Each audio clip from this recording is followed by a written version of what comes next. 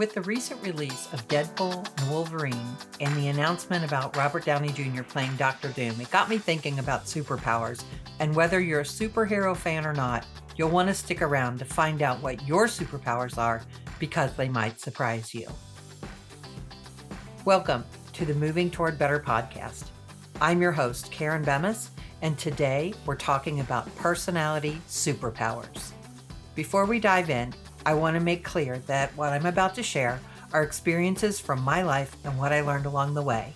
Your situation may be different, and this is no substitute for medical or mental health intervention if your situation warrants it.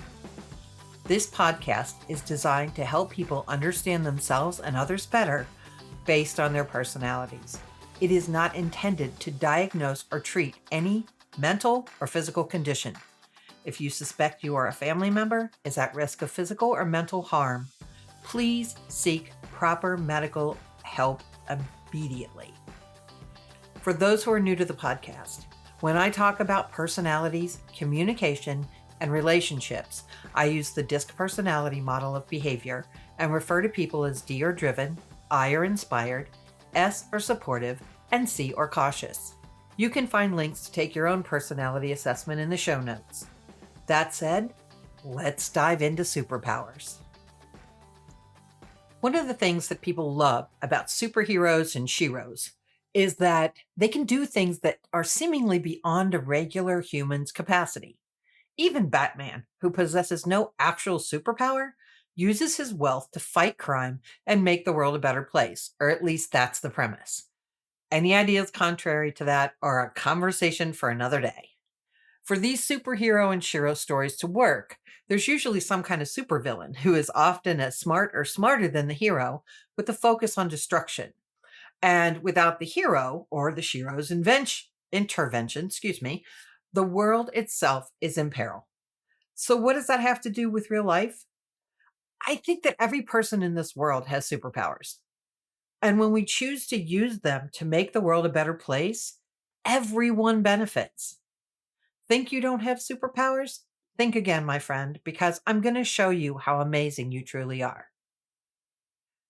I found that so many people out there have no idea that they have superpowers.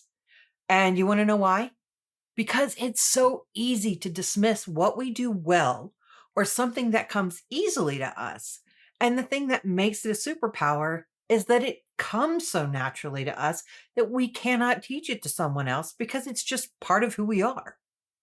The catch, though, is that by owning your superpowers, others may think of you as arrogant and full of yourself. But honestly, if you're not full of yourself, what or who are you full of?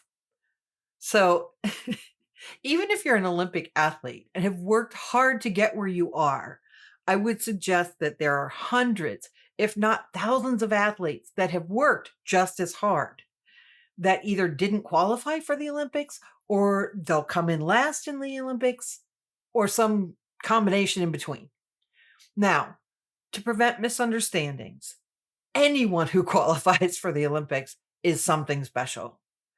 And they have superpowers in their sport. They're some of the best in the world. And we have gotten to watch that play out for the last couple of weeks in the Olympics and the Paralympics coming up. I'm a huge fan of watching the best at what they do what they do best in the realm of sports and in life. I know that it takes much more than merely athletic prowess to be successful in the sports arena. But there are other scenarios where winning isn't the triumph. And that's where your personality superpowers start to become evident. So let's talk about that. Starting with gymnastics and one of the greatest to ever grace the sport, Simone Biles. I have no doubt that she has a huge amount of the driven quality in her personality. She pushes boundaries. As the oldest member of the team, she pushes her teammates to do better, including inviting them to train with her to make the team better. To do that, she started her own gym where elite athletes come from around the world to train, including a French athlete that she cheered on at the Olympics. She pushes her team to do better because it not only helps her improve, it raises the level of competition in the entire sport. And perhaps my favorite is that her husband once asked her who her competition is, and she answered herself. That is a driven statement if I've ever heard one. And that type of confidence and swagger is typical of a D personality, especially at the top of their game.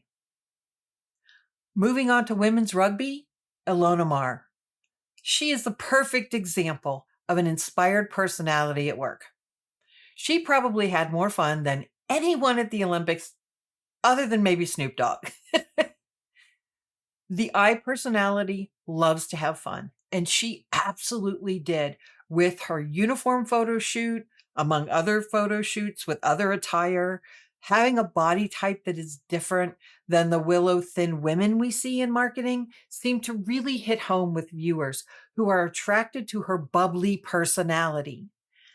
And I guarantee that she absolutely loves her millions of followers on Instagram and TikTok and wishes she could meet each one of them. For her, that would be a dream come true. During her time of play, she mingled with the likes of Jason and Kylie Kelsey and afterward took in a few events herself. She, along with her teammates, put rugby on the radar of so many people.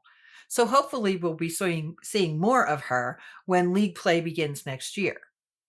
Now, I mentioned Snoop Dogg earlier, and I cannot think of a better supportive personality at the Olympics than Snoop.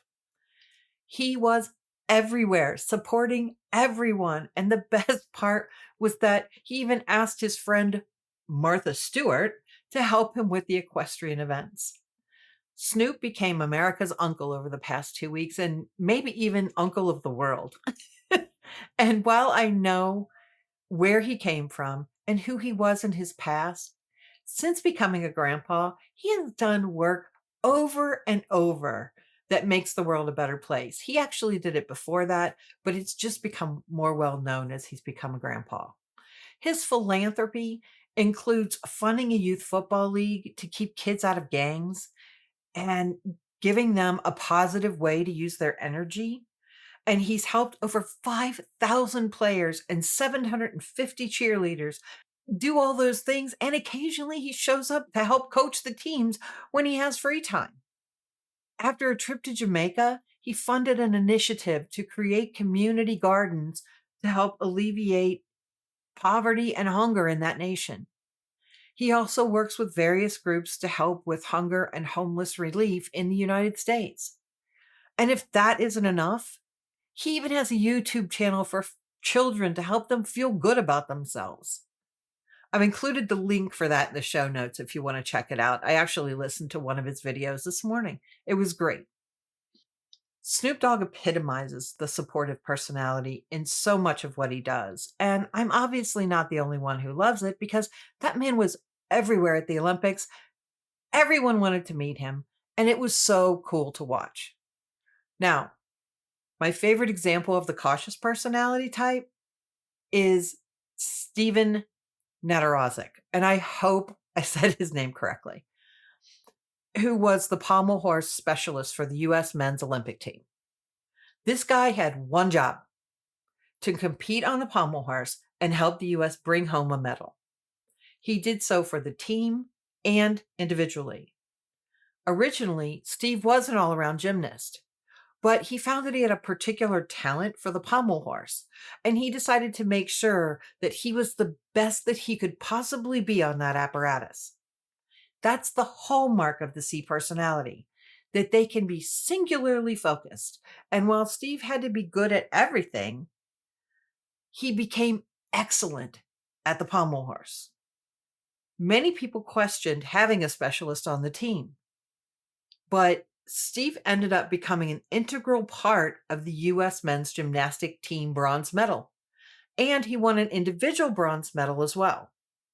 While that may not seem like such a big deal to a country that's used to winning gold medals, in the pommel horse, the U.S. has only won 7 medals since 1904, and 3 of those were won in 1904, when the U.S. men won all of the medals. Since then, the U.S. brought home 1 gold and 2 other bronze medals. So this is quite a feat indeed. But perhaps my favorite part of this man's character is that he completely embraces his Clark Kent persona and lets his intelligence win over his vanity. He's even okay with being called the pommel horse guy because he isn't there for fame. He's there to just do his job for the team and to do it exceedingly well. While none of us may ever be Olympic medal winners or commentators, we all have these superpowers within us based on our personalities. The driven among us push the boundaries to make everyone better. The inspired among us bring the fun and lightness we need to keep our sanity while you train.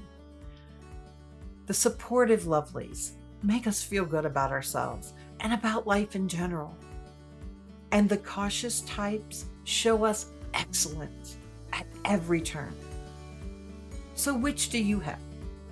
Are you a boundary pusher? A bringer of fun? A giver of support? Or a purveyor of excellence? Maybe you're a mix of 2 or 3. And that's why I have coaching options that suit what you need to bring out in your superpowers and to help you live your best life possible. So go to the Moving Toward Better homepage and join our email list. You can get that link from the show notes or go to the movingtowardbetter.com homepage. Until next time, keep moving toward better. Love you all. At Moving Toward Better, it's our mission to help you unlock a fantastic life, powered by what's unique and authentically you. To learn how we can help you in your quest, head over to movingtowardbetter.com to check it out, or use the links in the show notes. Thanks for listening, thanks for being you, and have a great day. Love you all.